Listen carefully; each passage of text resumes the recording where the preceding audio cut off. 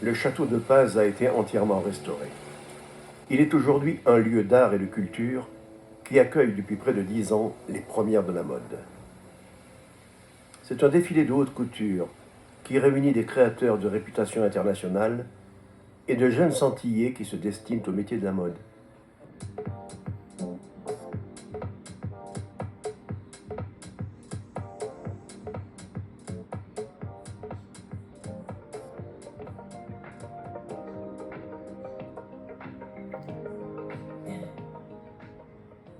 Alors l'idée même, c'est quand même de faire de Saint-Pierre, qui est une ville d'art et d'histoire, avec la montagne Pelée, qui sera peut-être très bientôt classée patrimoine mondial de l'humanité par l'UNESCO, cette ville qui a été la capitale de la Martinique, qu'on a appelé le Petit Paris à l'époque, véritablement un devenir, mais un devenir dans quoi? Dans le luxe, dans le glamour, dans la mode, certainement.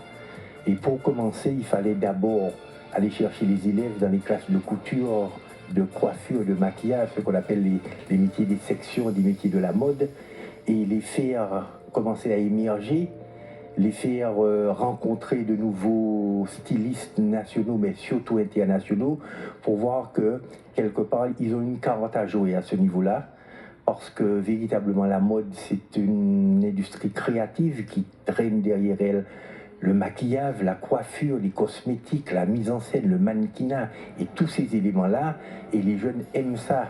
Donc quelque part, il faut aller les chercher littéralement, et je crois que Saint-Pierre véritablement a ce rôle-là à jouer, et nous allons essayer de le jouer avec les premières de la mode, avec un certain nombre de partenaires qui nous encouragent. Comme vous avez pu le constater, nous avons des talents. Nous avons des talents au niveau de la création, au niveau du maquillage, au niveau de la couture, au niveau de la mode. Et c'est vrai que tout ce qu'ils ont besoin, c'est surtout de visibilité. Saint-Pierre redevient ainsi pendant quelques heures le petit Paris des Antilles, capitale de la mode, du luxe et du glamour.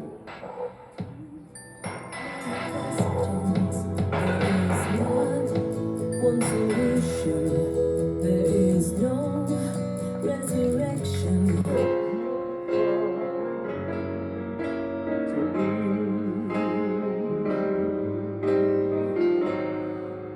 You are so wonderful. They are so beautiful.